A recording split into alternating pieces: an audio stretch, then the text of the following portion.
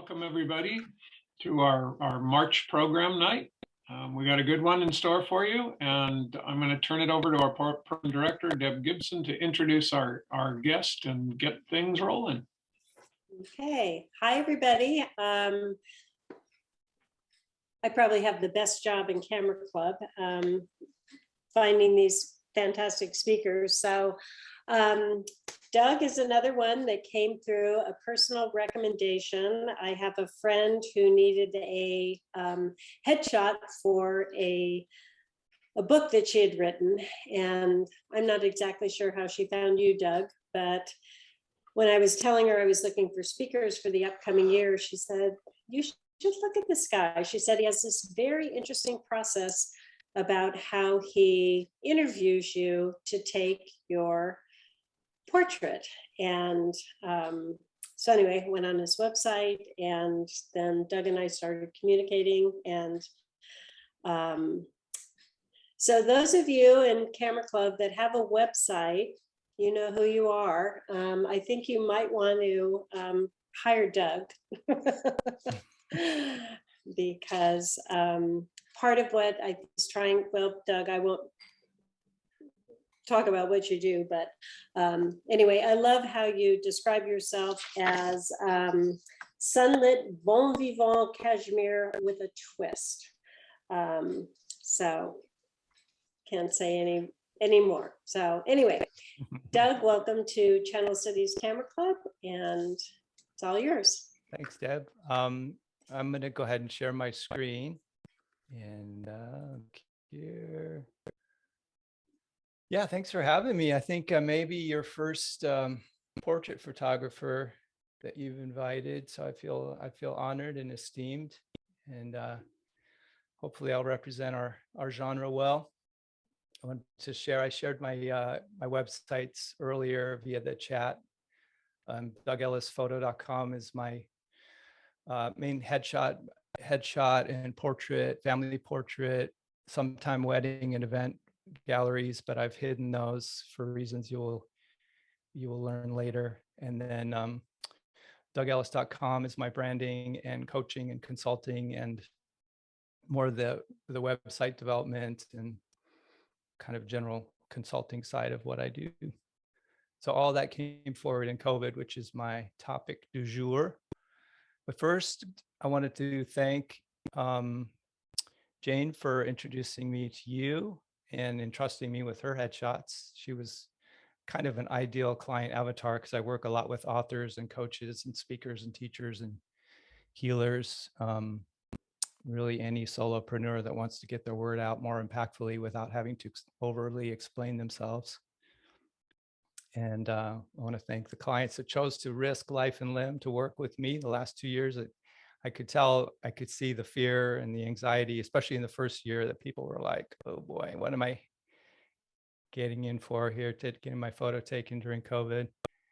And then just the practice of photography itself, which I see really primarily as a consciousness raising exercise. And it's been, for me, it just keeps growing me as a person on every level. So I'm super grateful for that. And I also want to offer, if anyone does choose to work with me, they want to offer a $100 off discount for CCC members too. And also the honorarium for this evening, I want to send to Heal the Ocean too, as a gratitude, as a give back. So Fierce Grace, I chose that name actually because it's one of the names of a favorite documentary. It's about Ram Dass and his stroke, and he talks about how getting the stroke was an act of grace, of fierce grace. And I see COVID in the same way. And one of my favorite quotes by Ram Dass was, he said, there's two things to remember: your mantra and your social security number. And for me, like, this is my license plate, so it's much more likely for me to forget my social security number than my mantra. I'm definitely kind of a mystical temperament, and I approach photography and portraiture especially that way. So we're talking about the last 2 years. We're coming up really now on the 2-year anniversary of COVID. So talking about the last 2 years and hopefully the end of the COVID era, but that remains to be seen. Intent for this evening is just to give you some forensic and predictive anthropology about how it affected my practice, and not just the how and the what, but the where and the why, which to me are really even more important than the where and the what, than the how and the what. I think as photographers, we overemphasize the how and the what sometimes. And for me, especially, let's see, I'm 15 years into it now. I think to me, the why and the where questions are the questions that still keep me coming back and still keep me engaged in the craft. So hopefully by the end of the evening, you will have some insight into the way I approach it and think about it, and it might adjust your consciousness about your role as a photographer and how your last 2 years of code have changed your photography.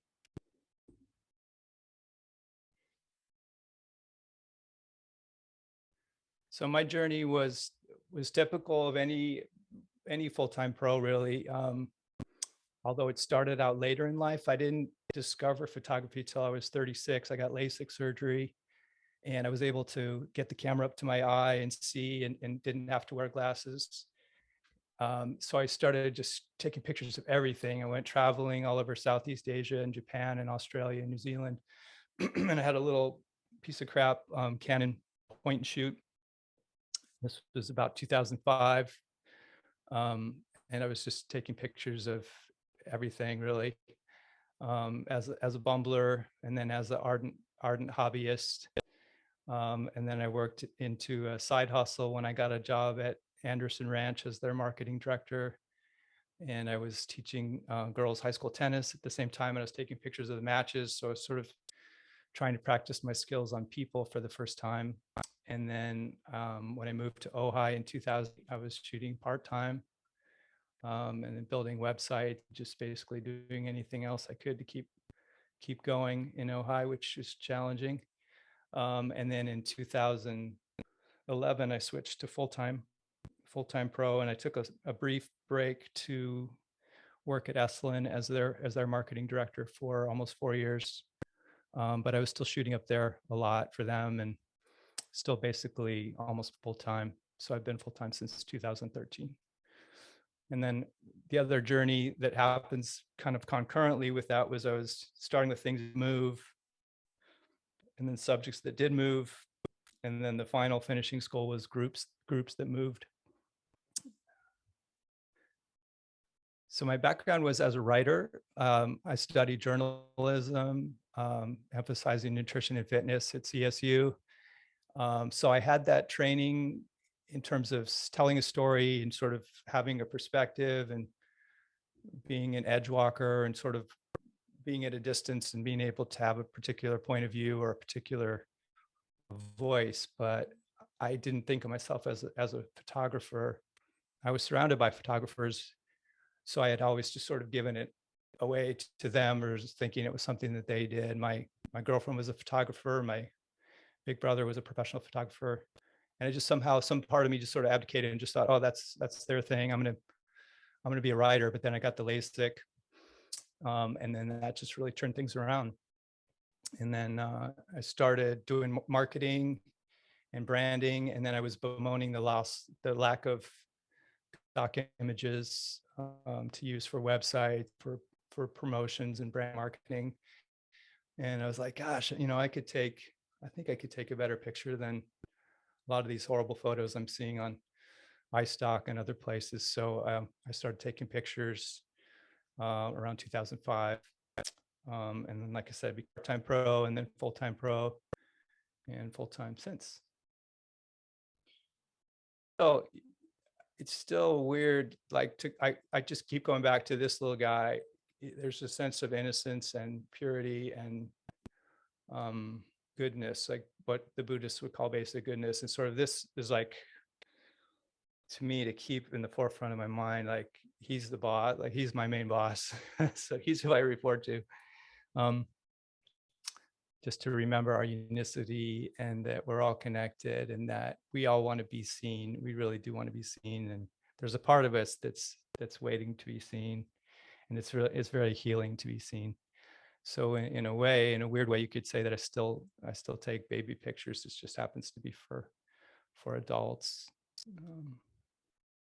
And to keep the sense of play and lightheartedness, this little guy, he could spend a morning in that puddle of orange juice, and be present and attentive and just joyful.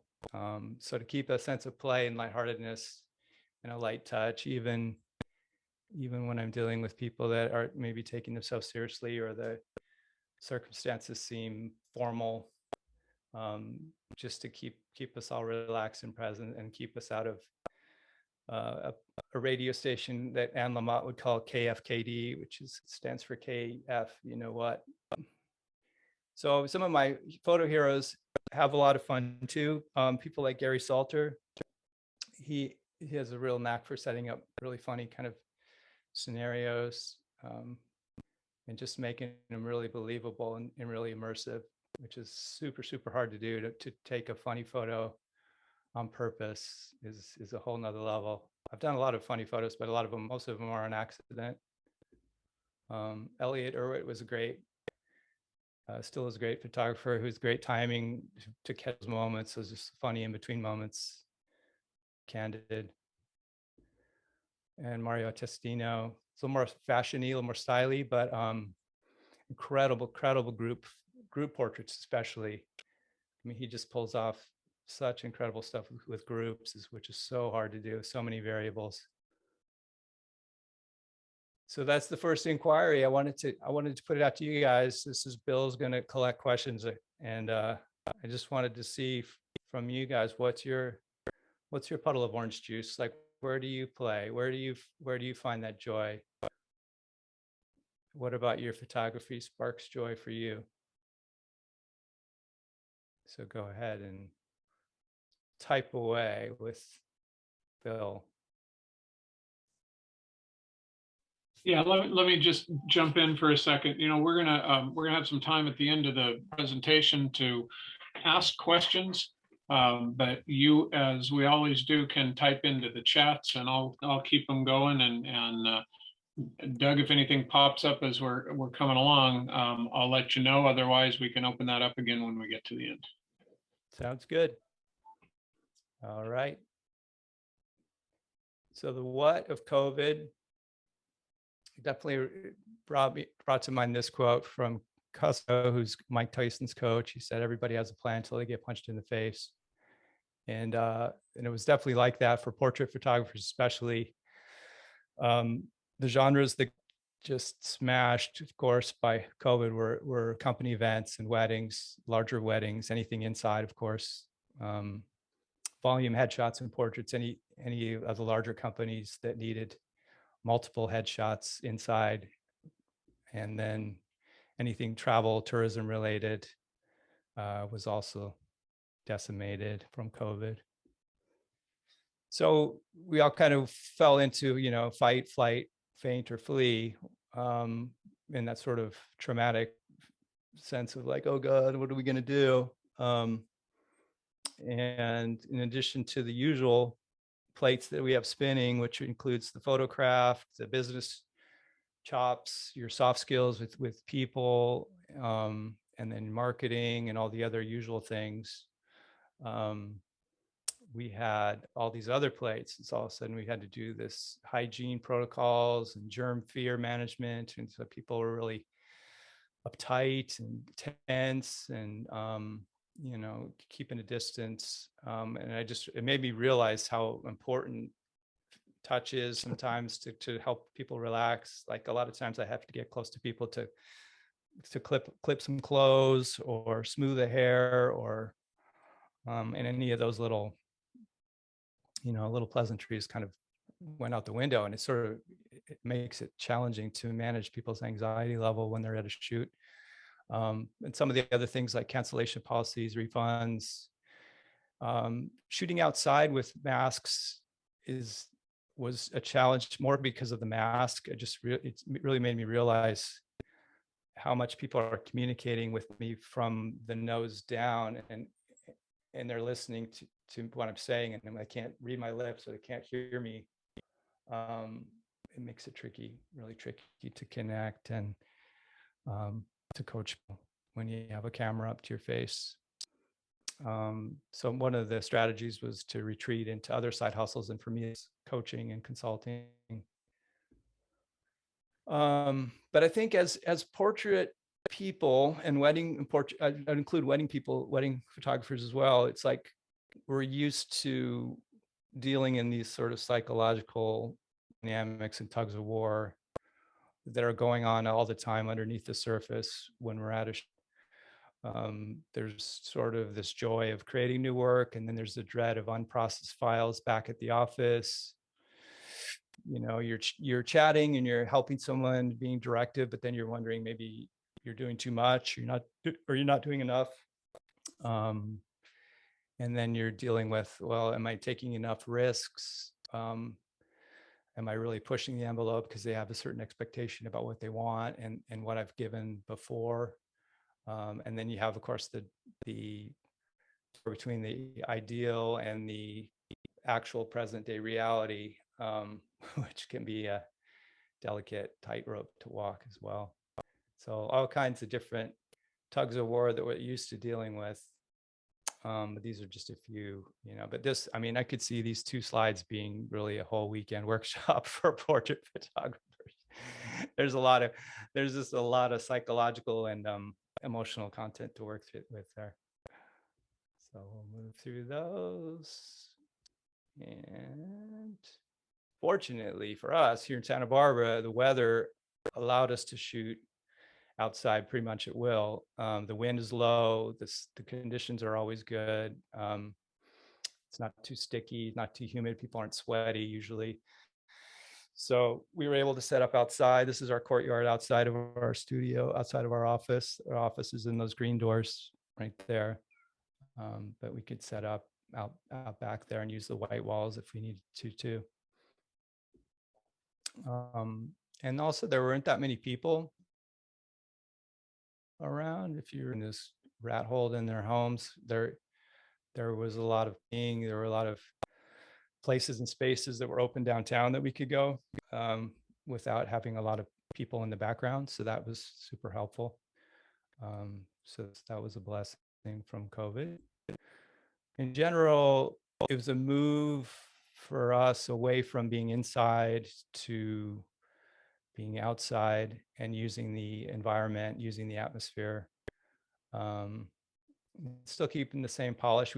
I basically still use strobes outside just to mostly manage the color and also fill the shadows as needed, but keeping it light and fresh, but still polished.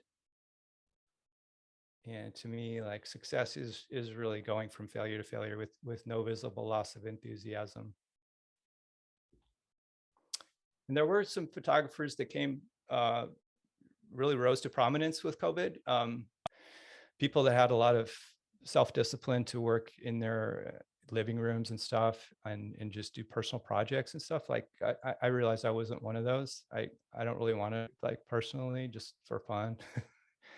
But Erin Sullivan was one. She did this whole series of Great Indoors where she created these little miniature landscapes with little things around the house, vegetables and tin foil, and she'd do basically macro photography with little setups, like with the asparagus or the pancakes and the broccoli here, where she created these little figurines and created these little fantasy scenarios. And she's become a big name now. She's an outdoor photographer. Erin Outdoors is her website. And then there was the porch portraits trend, which only lasted a couple of months, but it was fun, and it was actually pretty helpful and profitable for a little while there. And then the pet portraits too. A lot of people got pets for COVID, so we did quite a few pet portraits. And then there were a few other genres that were able to keep going during COVID. A lot of the restaurants, they needed new items and new food photography. There was a lot of personal branding and social media going on. There was still a lot of young kids getting engaged in proposal stuff, and also really small weddings, elopements. And then of course, architecture, real estate stuff was just booming. And the drone work was unaffected by COVID, of course. And then editorial magazine, and then surprisingly enough, senior pictures, graduation pictures were still super strong. This was a very small elopement that we did at the beach down in Carp. A couple things, a couple trends that we tried that didn't really, to my eye anyway, didn't really work. The zooming, the streaming of small weddings was weird. It was kind of disjointed, and it was technologically, it was kind of a hairball. And then there was an attempt to do these apps that would do remote headshots and portraits for companies. So there's a couple of them. There's one called Snapbar and another one I forget the name of, but they didn't seem to get too much traction, which is fortunate for me. In terms of the how, I was just like, especially with the pause of having a lot of downtime, I just kept asking myself, how can I turn this fear and pain into something luminous? Like, how can I pivot from this and come out of it a little more dangerous, creatively and relationally, and take some new risks? And also, how can I so one of the ways was getting our little puppy Baxter, who's right there on the right, and he was definitely soothed our soul. And then I was doing coaching and consulting. I was doing a lot of online training related to inner working and spiritual growth. I was diving into A Course in Miracles, and then we got a ping pong table. So all those things kind of, I guess, added to my own sense of hope and possibility and levity, and kept me from getting out of a place of like, oh God. Because I guess at the end of the day, that's really what people are hiring me for, is like to be the possibility and to be a safe space. So I really wanted to build tools and practices to continue to be a deeper and deeper safe space for people. So you really couldn't upgrade the hardware or the technology during COVID because of the supply chain problems and the delays, and it's still, a lot of things are still bottlenecked. So it was like, okay, you can't really upgrade the hardware, so let's look at the software, which is, of course, the part that's, to me, the most interesting part, which is the inner game. So I looked at it a little broader than just photography. I realized I'd probably overdone it with photography. Like, I think I was in the weeds so much with photography that I let other areas of my life kind of go. So I wanted to thrive in really every area of life and go beyond just the monoculture of photophilia. And I knew that I trusted what we were creating. I trusted the process, but then it was like I needed to let go even more into trusting the universe and surrendering to the universe. Because it was like, well, I don't know, maybe I'll keep photographing. I don't know, maybe I won't. And to be okay with that, to not be attached. So it was a kind of a grieving and a letting go, and also just a deepening of knowing where that was coming from. It was like, when I look back, I see, okay, I started off noticing light, and then I was apprenticing myself to light and learning from light. But then it was like, what if I am the light and becoming the light? And it's like, it just goes and goes. So it began to be like, oh, it's like something that could be a lifelong journey, which I hadn't, I mean, I kind of conceptually got that before, but I didn't really get that like I did until COVID. So the question for you guys is, how did the coronavirus open your eyes and your inner aperture? So we could talk about that later, or we could talk about that now. There are some chats, it looks like. Yeah, we're getting a few comments and questions in here. So next one is, how did the coronavirus open your eyes? Mm-hmm.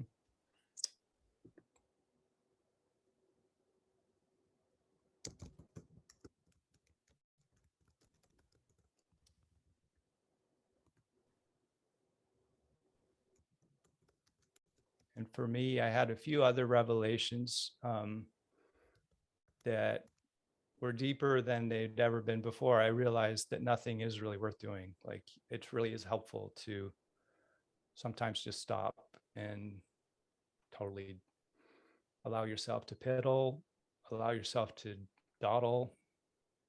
I think as a creative, for me, it's hard not to be voraciously creative sometimes and just let myself be. Um, so that was first revelation, is like, wow, like there's all this space and time, and now I can clear out some cruft. So I cleared out tons and tons of old work. I deleted about 5 terabytes of old images. I sold a bunch of old gear, including all my EOS EF lenses and bodies. I tried out the Fuji system, and then I really culled through. I actually printed out my online portfolio and just laid it out on a table and threw out the photos that I didn't really love and deleted them all. And then I hid my event and wedding galleries. I was like, I don't want to do that anymore. So just really cleaning out, cleaning out, and then doing projects and things that I know normally would never do. I'd always have an excuse not to do, like registering my images with the patent office, which is super tedious, like cabbage head work, but it's important.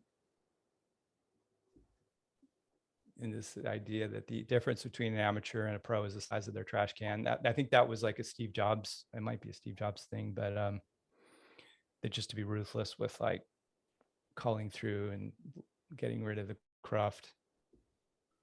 Ruthless.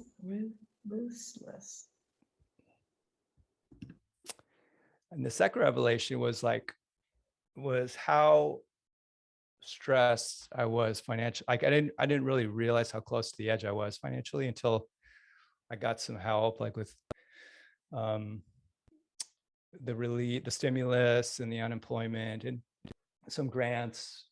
And then I was like, wow, I actually have like some money and time at the same time, which is almost like never.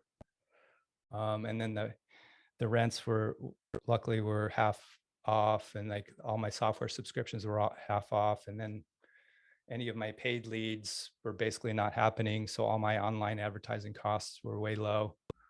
So my costs fell a lot, and then my income fell a little, but not as much as I thought it would. So it created space, created a different type of space, but a psychological space to really think about what I really wanted. And one of the things I decided I really didn't want anymore of was weddings and events. I really didn't miss it. I was relieved actually to not shoot weddings sort of. So I didn't miss the industry events either. Like I just don't really vibe with the photo industry in general. I don't really feel like I belong to it. I mean, I'm not a huge joiner anyway, but I just didn't miss WPPI or any of the big Vegas style conferences for photographers. But I still did love small groups. I love shooting families. So I got clear that that's something I still want to continue to do. And it also became clear to me that I wanted the session itself to be healing and the outcome to feel like music, because music is like is important for me during COVID, just to soothe my soul. And I didn't learn to play an instrument like I had hoped I would, but I listened to tons of music and I expanded my library of playlists and things I loved. And I think it might be true for me anyway, that most artists would like to be as beloved as musicians. Like they'd like to generate the same feeling that a musician can. And for me, I think about like, oh, who would that be? That for me, that would be Eva Cassidy or Fleetwood Mac or Jackson Brown. It's one of those soulful singer-songwriters. I think that would be like, if I had to choose a feeling tone for my images, like, yeah, I want to be in that pocket of like Jackson Brown or Eva Cassidy. So the other inquiry is musician or song do you want your images to feel like?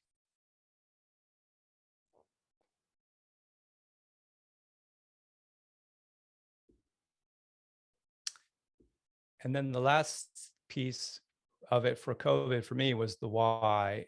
And it was really a return to values, I think, for all of us in terms of going back to the basics.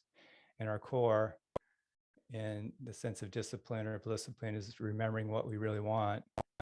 And this is an old sticky note that I've had on my computer for, I don't know, 5 or 6 years. But it's like the sacred flames of like what I really want to embody and share in the world.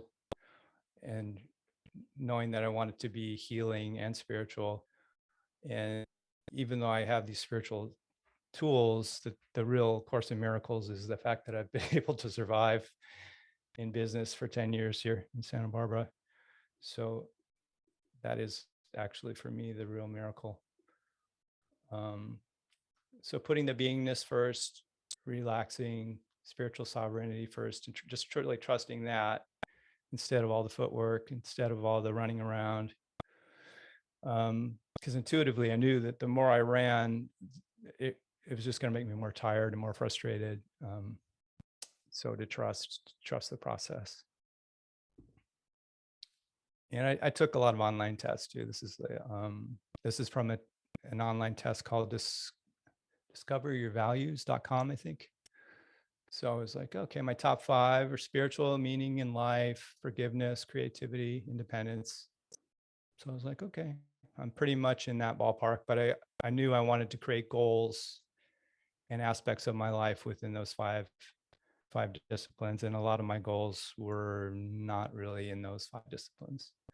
So I began to really trim a little bit of that other energy back and focus it in those 5. And I just busted a lot of myths along the way for myself that staying busy or chasing strangers on Yelp or Thumbtack or Google was the point. It was like, there's something about I got into this mindset of I had to sort of sustain and keep myself going no matter what. But I think that's a very limited sort of fear-based way to approach the business. And so letting go of that, letting go of the dopamine hit of paid leads, of possible strangers on the horizon when I could just be taking care of all the clients that I already have. And then I need the latest and greatest gear. I needed to buy all kinds of lighting stuff for the latest lenses. I mean, I think I've taught myself over the 10 years that I can't buy my way out of that kind of anxiety of not knowing I can't control everything on a shoot. So it just reminded me that it was like, okay, it wasn't even an option at that point. I knew it intellectually before, but I really, really got it during COVID. And also that I needed to shoot weddings. I thought I needed to shoot weddings, and I realized that I didn't. And I was able to create new things. I was able to build DougEllis.com, which is my branding, and was able to articulate my ideal client and who I love to work with. And I started to get the gear for a podcast, which is the microphone I'm using here. I haven't actually done it, but I got the gear for it. And I started coaching again, which I'd done in Ojai. And then I remembered that I loved it as much as photography. And then I launched the manifesto for something I call Conscious Photographer, which is a mystery school for visual listening and sort of the inner alchemy of photography and portraiture, especially. And it has some retreats and play shops and stuff with it. So that was cool and fun to play with. And I want to continue to build that out and do something with that in 22. Just to me, I mean, what could be more spiritual than apprenticing to light as light? And enthusiasm comes from 2 Greek words, en meaning within and theos meaning God. So the word enthusiasm literally means God within. So my main challenge in the fear and the pandemonium was staying enthused. And I see myself really as a advanced beginner, as an enthusiast photographer. I still feel like I'm just starting. I feel like I've got a long way to go. And the question really then is like, what's your Cameron excuse for it? Like if mine's to be an enthusiast, or to create a circumstance where I can be enthused. What's your camera an excuse for?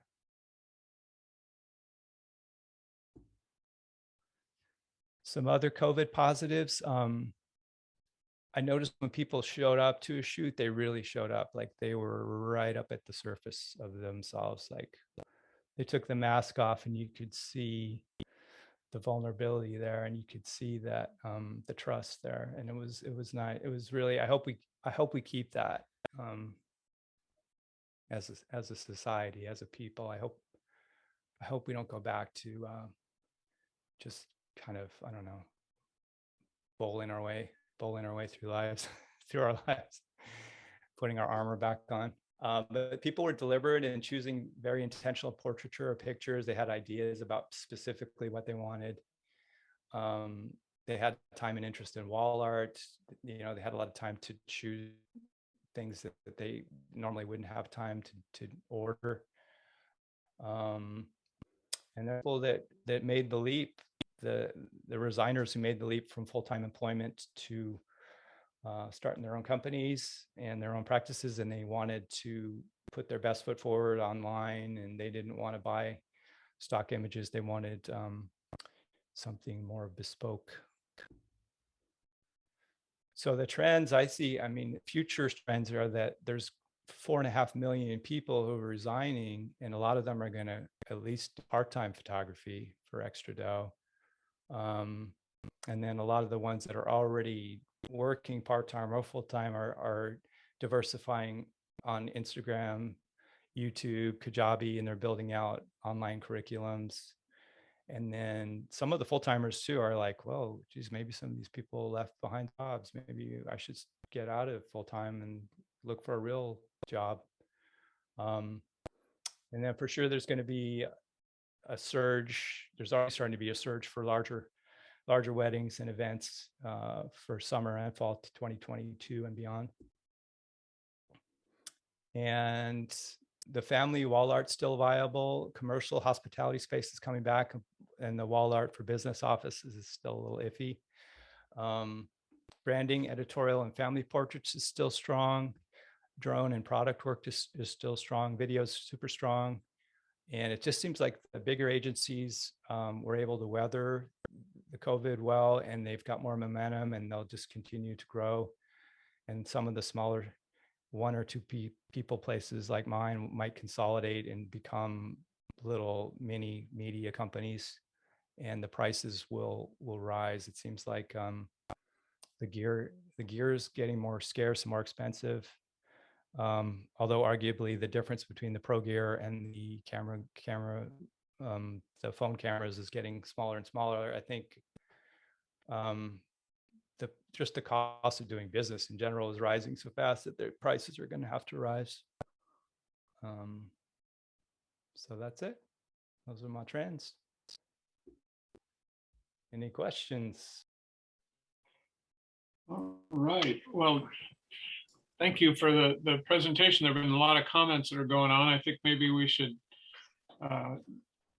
wander through those and review them for everybody. And then if there's particular questions, we always, at this point, I think we'll stop the screen sharing and put us back into a gallery view. So, or that's on your own choice, whether it's gallery view and so forth. But we'll get people up, and if there are questions, unmute yourself and ask, or we'll just kind of look through what we've got. So, gosh, Doug, a line of things here. Zoltan, you had something you want to say? Yeah, I have a question. I found one of the things that you said very interesting. You said you don't like to do your own personal work. Mm-hmm. Did I read that correctly? And you prefer to just do work that is commissioned or that kind of work? Yeah. Usually most photographers have 2 personas. They have one that does the personal work and one that does the one that creates the income or supports their lifestyle. Right. So I just found that kind of interesting that you don't do that. It is strange, but it's I think there's something about playing with live ammo and being in an actual shoot. I usually do shoot something for myself at a paid shoot, but the thought of just doing something just to do by myself or like just myself is not inspiring, really. I mean, I have a few personal projects that I thought would be fun that I wouldn't have been able to do during COVID. I'm hoping I'll be able to do. But oddly, yeah, most of my personal projects that I'm interested in are more writing related or in a whole different creative medium than photography. I think maybe I don't know. I don't know what that's about, but it seems to No, be used I to mean, doing it. I just thought it was interesting. I mean, that's fine. You have, but you Yeah. have other creative outlets where you can I do. write I do. okay, so Yeah, and that's thing. yeah, they feed Yeah. each other. They feed each other. Yeah. Okay, great. Thank you. Doug, did I hear you, Sally, did I hear you say that you're planning and one of your goals is like a spiritual retreat in photography, or can you explain that a little bit more if I heard you right? Yeah, the conscious photographer I see as being an online community and including retreats and an online curriculum. And I did a contemplative landscape photography retreat in Ojai in like 2016, I think, and it was super fun and well received, and it made me realize I really want to do more of that. So I'm looking forward to doing some actual retreats in the next few years. Yep. And they'll be Related- on your website, right? Yeah, yep. That would be, I'll probably put that on dougellis.com and then link it off to consciousphotographer.com. Okay. But yeah, to do it more as a full contact portrait experience, immersive experience, would be like a little boot camp with a smaller number of people, and we'd be videotaped while we're doing the shoot. And so there's a lot of somatic psychology. There's a lot of like breaking down of how you actually shoot, like how you show up to a shoot. So it's like a mini theater of people witnessing you. So it has elements of improv and dance and performance, but also the craft of photography. So yeah, I'm excited about it. It's got a lot of layers. Thank you. Deb, you had a question, or I guess Zoltan, that was you when I was talking about puddles, but there was a question about to Doug, what do you consider an ideal, or what do you consider an ideal client? Is that for you, Zoltan? Yes, it was. It's usually somebody who is up to something, who's already established themselves in a particular area and they want to take it to the next level. So they're usually maybe an author, a coach, a speaker, teacher. They're willing to take a risk. They're willing to grow. They're willing to really lay it all out there and be a little bit vulnerable.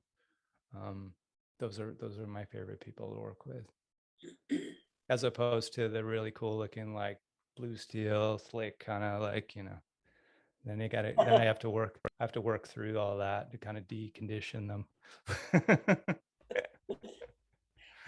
So Doug, this is Deb. When Jane had her portrait taking, she said that you had like a questionnaire, and I imagine it's some kind of not psychological, but I mean that you're trying to get to the essence of who the person is and what they're trying to portray in their image. And and when I saw Jane's headshot for her book, I just thought, this is her. This is her as an academic, as a scholar, as as an author. And then when I looked at the images that you sent over to us,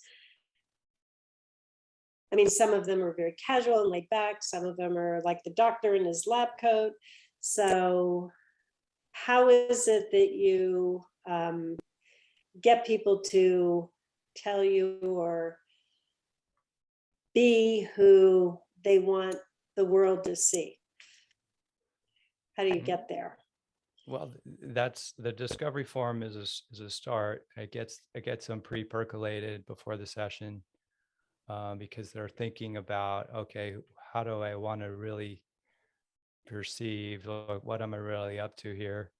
And they do that before they get together, and then I read that, and then so we're looking at the clothes, we're looking at sort of the feel, where are we going to go, what kind of style are we going for, and then when we get together, I'm looking to keep them moving, keep them relaxed, keep them breathing, generally standing or walking, generally outside. I think generally almost for everybody, sitting still inside is like the worst thing you could do to someone. Just it's like, the traditional studio headshot is just like a nightmare, the Olin Mills scenario where you're just like pinned up against the muslin and you can't move. And so there's that. I'm watching, there's like a empathy or it's like a intuitive sense that I get after a while of like, I can tell when someone's holding their breath or if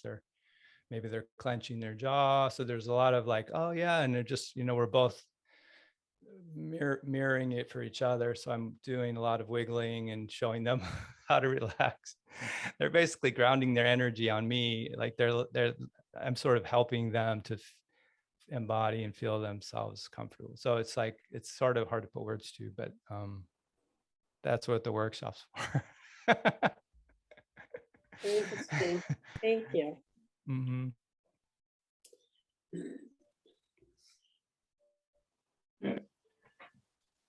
I have a question. Are you looking at questions, Bill? Yeah, everybody can see the chat. There was a lot of just answering into each of Doug, each of your questions and things. People talked about their music. Eva Cassidy, Andrew Right. Bocelli, Good. Led Zeppelin. Yeah, and talking about what the camera is the excuse for. One said procrastinating, and one says I feel when I have a camera in my hand, I look at the world differently, and camera is a creative voice. And just you've asked some questions that are not things that we typically are talking about. So I want to tell you, I appreciate that. But at this point, I think there's plenty of time. And anybody else that has more questions, Chris, why don't you go ahead? Yeah, I wanted to say it's really, I have a master's in counseling psychology, and I couldn't help but feel that you're using the camera as a tool for growth rather than to make a living. And if you make a living, right, that's a bonus. Exactly. But and the interaction with the client could really, you just can learn so much from that. But I have a more practical question. Not that I'm going to do it, but I was curious about. Ask me what camera I use. No. I was curious about. Although I used to ask that a lot, but I don't anymore. The patent registration. Yeah. The patent. patent. I've never heard of that before. Yeah, I hadn't either. And then I accidentally used someone's images and I got in trouble. And then I was like, this is a thing. So yeah, if you use an image and it's copyrighted and trademarked, there's a whole series of protections and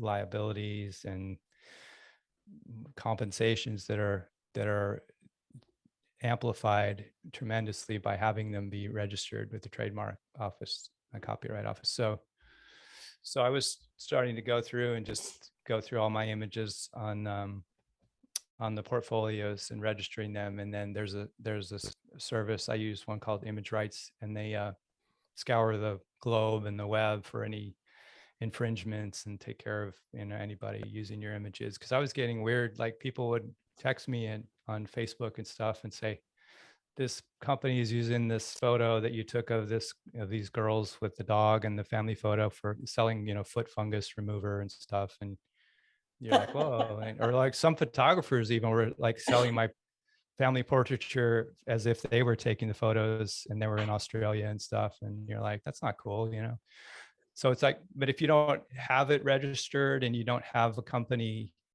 like that on your behalf, you're kind of screwed with, enforcing that. So it was something I was like, yeah, I should probably do this if I'm going to take what I'm doing seriously. I kind of hate, and part of me just hates that whole thing, but I was like, I should probably take myself seriously enough to do that. And So you have to register each image, you have to, or is you it can, no, you can do it by group. You can do up Uh-huh. to, I think it's like 600 at a time if you do it by year. Yeah, Oh, so you can do interesting. it by the year it was published. Seems that Yeah. some of the people in the club might Ye- benefit.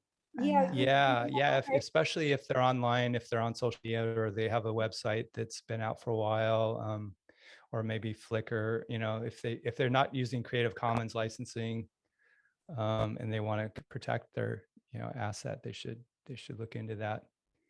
And there's really Thank no you. cost. They take a percentage of whatever they collect from the infringement, so they don't really charge anything. And that was the image rights is what it's called. Image rights was the one that I used. Yeah, there's a bunch of them, but that's the one I used. I think there was kind of wasn't there a big lawsuit a couple years ago that a photographer finally sued because online people feel like they can just kind of grab anything and they feel it's theirs just because it's online and the photograph is free to take. And there was, I think a couple years ago, there was a big case and some photographer actually had the data that they were able to contest it with a big company, like with a big corporation, and actually won that case. I don't know if anybody has wind of that, and I can't remember the particulars. Probably something I listened to during COVID. Yeah.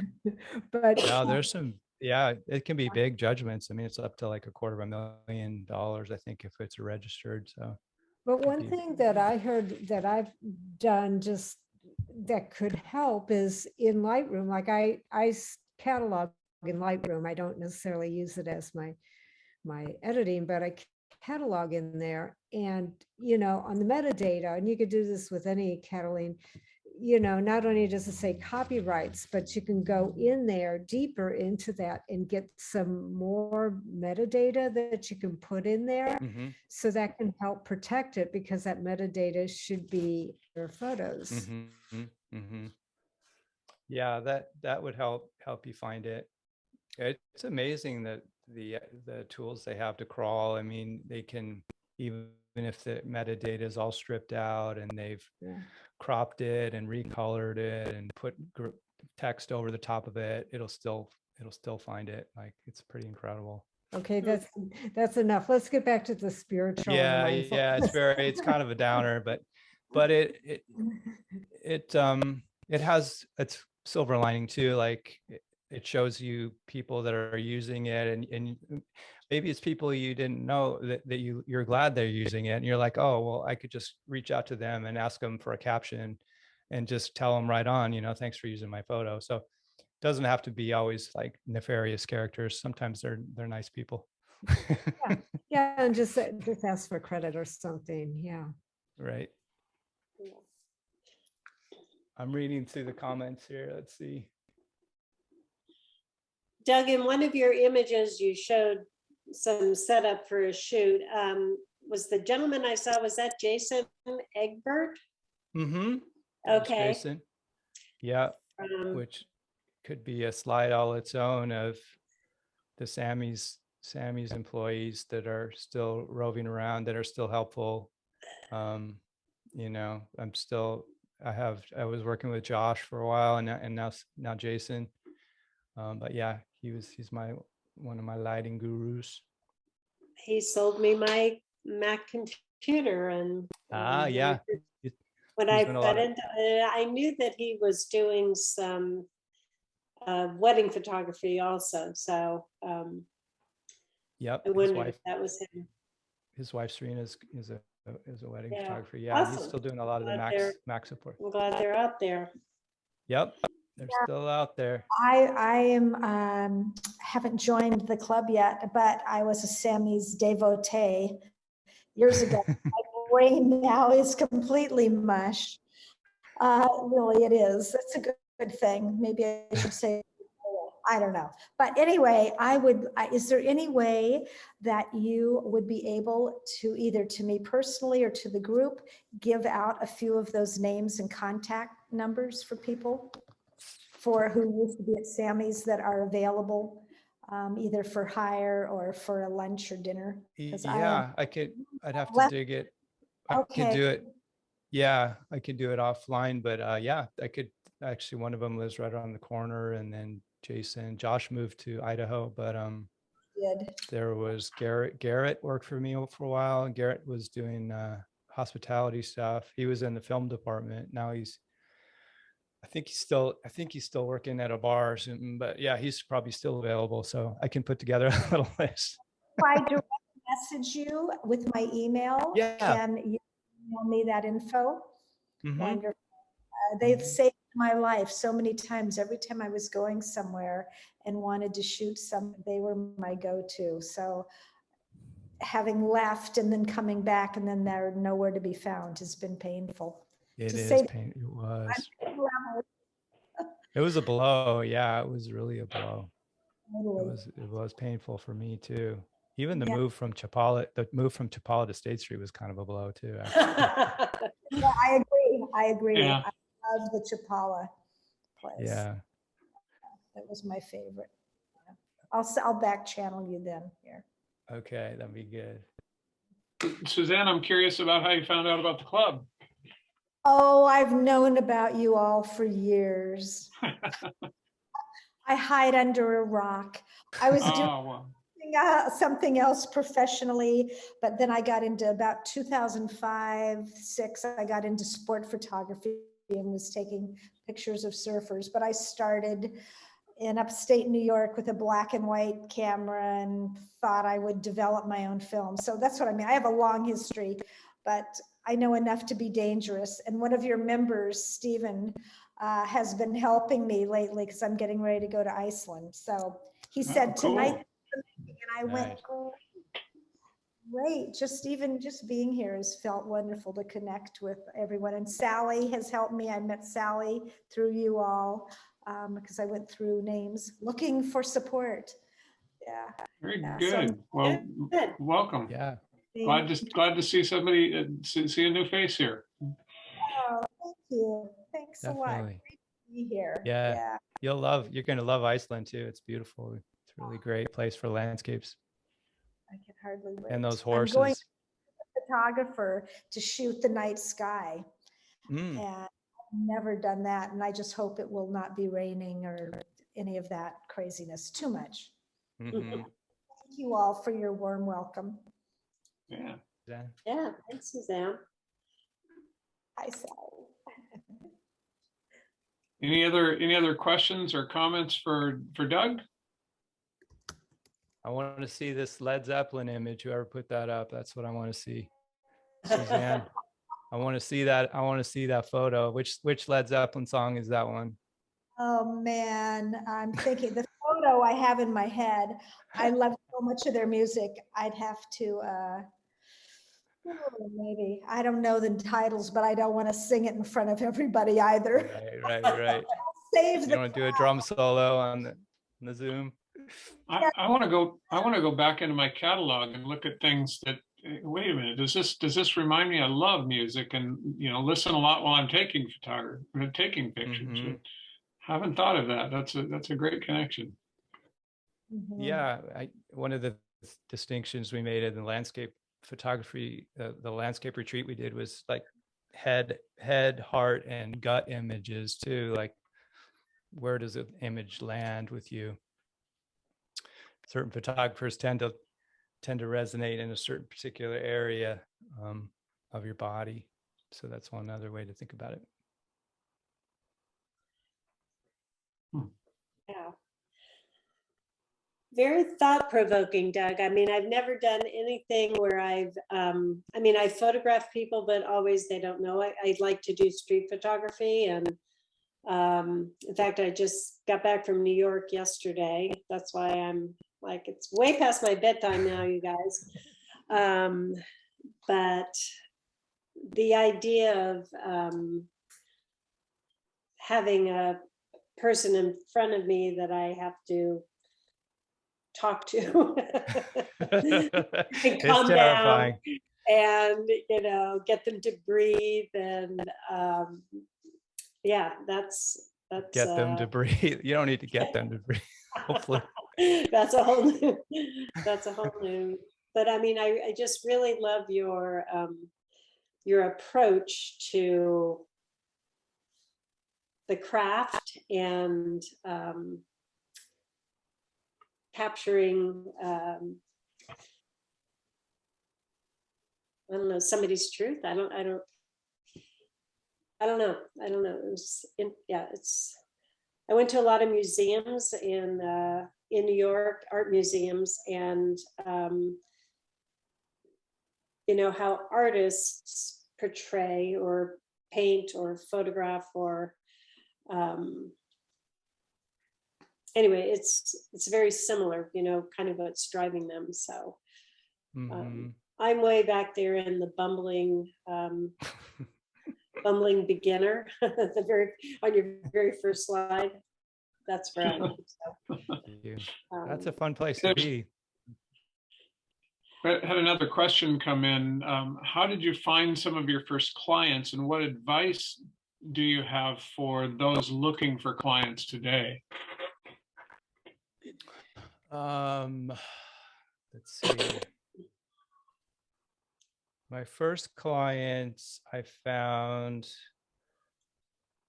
through taking pictures, I think, of the girls' tennis and their parents. They wanted pictures of their kids.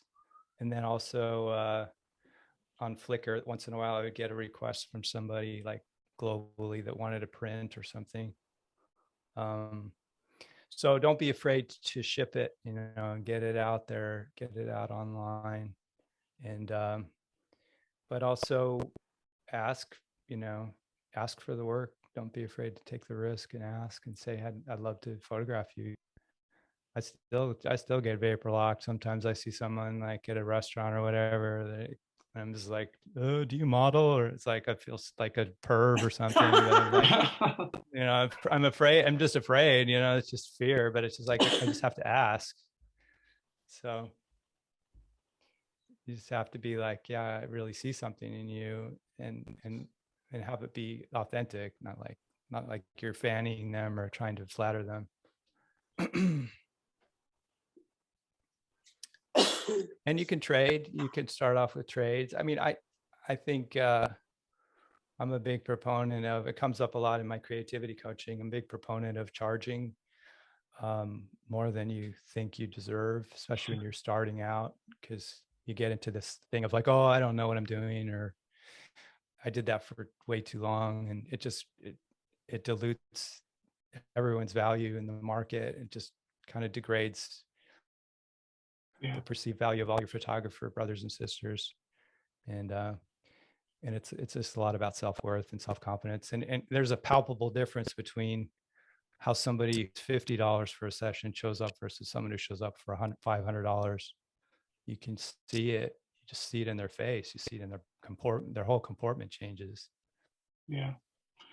So I started my career as I started my career as a music teacher, and you know, that question when you're out and you've got your degree and you're teaching, but you're looking for private students and lessons, and you know, how much am I supposed to charge for this? And you know, one of my mentors said, well, the issue is not what are you worth, or that you charge what you're worth. It's you're worth what you charge. Mm-hmm.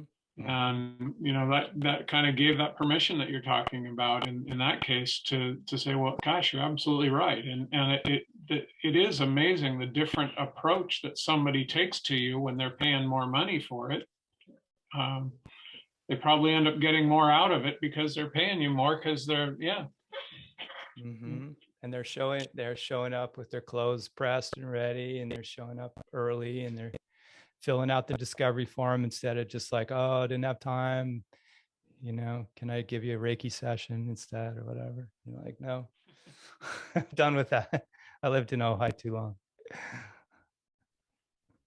Chris wants to know how you handle difficult clients. I am pretty good at deflecting and harmonizing, and I usually let silence do the most of the heavy lifting with that kind of thing. If people know and they're being prickly, and if you just sort of give them space, a lot of times it goes away. Just it dissolves. Sometimes I'm pretty good. I mean, I have good boundaries of saying no too, and at this point, I can be like, no, we're not going to do that. We're done. That's another one of those tightrope little arrows I could have put on the slide. Was like when you're doing the photo for the client versus like what the client thinks they want versus what's going to actually work. So you get into a little bit of a tug of war with difficult people who think they know what they want, and they get into a particular pose or a particular side of their face and they don't want to budge, and you get into a little bit of a tug of war and you have to just kind of, there's a little bit give and take. You got to compromise. But that's where my Enneagram 9 comes in. Any other questions? There was one more that I saw in the chat that says, how do you put your clients at ease and bring out their true personality? Well, I believe that context is decisive. So if I can get them somewhere where they feel really comfortable, that's always a big win. So usually it's outside, but it could be at their house, or it could be somewhere where they feel confident or capable, keeping them moving, keeping them breathing, being able to talk to them while you're shooting is a skill. It definitely takes a few years, especially if you're managing the lighting settings at the same time with somebody else, because you're sort of rubbing your head and patting your belly because you're managing your camera settings and the strobe settings and your assistants, what they're doing, and you're kind of small talking at the same time. But if you can do that and kind of put them at ease and slightly distracted, but not so distracted that they're not fully present, it's like a very thin line.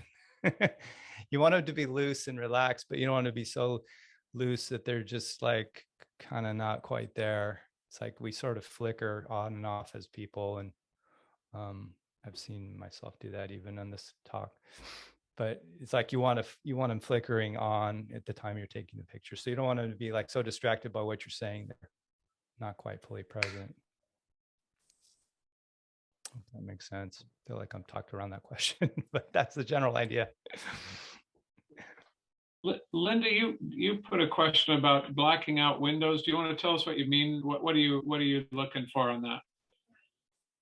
You still there, Linda? Is she gone? You might be having trouble with her. Yeah, she's coming in from Hawaii and has some connection issues. But what she's typed in is, how do you where is it? How do you black out your windows? And I don't what that was. How do I black out the windows? Yeah, not. Yeah, I don't usually want to. I'd rather have as much natural light as I can. Yeah. Let's see. Say more about content. Context is decisive. So, I mean, that's partly why we do the discovery form, is that I'm setting a context for what we're doing and why we're doing it. Because to me, like the portrait session, to me, the session is the product. Like that is the product. The photos are a happy side effect of that session. So to me, I'm setting this context where the session is the thing. Like, so I'm selling that container. I'm not selling the commodity. So I'm not getting into a commodity conversation with people, because that's when you get into the tug of war of like, well, how many images do I have? Well, how many retouch files do you have? And then it's like, then you're on a kind of a race to the bottom. So I'm setting the context that we're there to celebrate your essence. We're there to help you be as present as possible. We're there to be as joyful and attuned to each other as possible. And physically, like the physical environment is a large part of that context as well. So I'm somewhat reluctant sometimes to take people to what Oprah would call a secondary location, you know, where it's like they don't know what's going to happen or where they're going or what, you know. So I want them to be comfortable and in their natural habitat, basically. So that context puts them at ease. So there's a question from, well, the first name is ADE Winger, and I'm not sure who that is. That's not a name I recognize, but sometimes people come in on a different account. So the question is, can you recommend a few sites for selling photos? And whoever's asking that, maybe you can type in and let us know where you come to the club from, or if you're just on somebody's different account, if you're a member, what's going on. Bill, 80 is a friend of mine, and Okay. they were going to, she and her husband were going to come to the museum tonight, and then she realized everything was virtual. So I sent her Okay. the link to join us tonight. So Good. Well, welcome, 80. All right. Yeah, I use Shootproof. I like Shootproof a lot. It's a gallery tool that lets people star their favorites and choose their favorites and then add them to a shopping cart. And you can auto fulfill your print orders and goes off to the lab and you choose different labs and stuff like that. So that one's a really good one. People like Smug Mug. There's another one called Pass, which is really nice interface, nice galleries. What else? There's one called Format. So yeah, there's all kinds of. And you can, and if you have a WordPress site, they have plugins for that as well. And I think Squarespace might have plugins for print orders as well. And if you're doing large wall art type stuff for a lot of different products, you could even build a Shopify site and build out an online storefront. Well, we'll hang on as long as anybody's got questions. But we had up to, I think, 27, 28 people at the height of the program, and just it's been great to hear this. It's a very different kind of presentation for us, different and I think really engaging. Thank you so much for your time, and I hope you get some connections from it. My lipstick. Thanks, Bill. Hey, Linda. My lipstick goes funny. I'm at the beach again. Today, my internet, somebody ran into a pole and decided that the internet went off, so it hasn't come back on. So I'm using my Wi-Fi at the beach again. Yeah, that is a weird effect on your lips. Yeah, no. Very mesmerizing. Anyway, what I meant about the windows is it looked like you might have sometimes too light coming in there. It looks like your studio behind you. Right. That's true. Yeah, we do. We have some paper blinds that we use, but yeah, it's super bright because we get a lot of bounce light off those buildings. Yep. Okay. I'm stopping my video. Too weird. Just too weird. Your lips on the side. Well, Doug, thank you very, very, very much for this. And very thought-provoking, and we had more questions probably than we've had with any presenter, so that's always good. It means people are thinking. So good. Anyway, really appreciate your time and your energy. And all right, thanks for having me. Yeah, that's fun. It was super fun. It was good. It was really helpful for me to write down and put some slides together and think about what the last 2 years have brought and changed. So it's like, it was very clarifying. I hadn't ever done anything like that before. So I hope it was somewhat cogent, made somewhat sense. We've never had a presenter. we've never had a presenter ask us questions. I think that's oh, a yeah. great strategy. Really, really nice strategy. That was cool. Thank you. Thank you. Yeah. I like some of your answers too. That's cool. Yeah. All All right. right. Well, Good night, thanks so everyone. much. Keep on Well, shooting, and I'll see you out there on the mean streets of SB. Yeah. All right. Thank you, Doug. Appreciate it. All right. Good night. You're Take welcome. care, everybody. Good night. Good night.